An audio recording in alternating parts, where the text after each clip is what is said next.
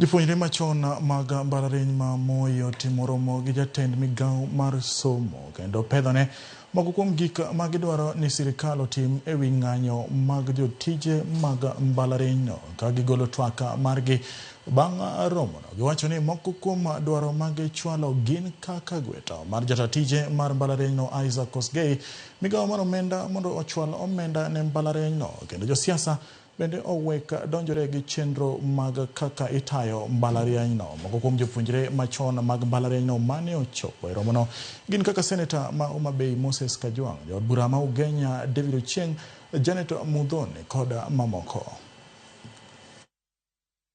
To address these malignant issues, we are proposing the following measures. One, the immediate resignation or dismissal of the current Vice Chancellor of Moi University for failing to execute his mandate as Chief Executive of the installation, leading to the steady fall of the once giant institution. The immediate disbandment of Moi University Council for failing to carry out its mandate in providing fiduciary oversight on the financial operations of the university. The government must appoint a new council and set up a transitional management committee supervised by the Ministry of Education. We urge the National Treasury to prioritize disbursement and assistance to the university, and this is not before the entire management and council has been changed. We are saying, as an alumni, you cannot take taxpayers' money and put it inside a pit whose bottom we do not know.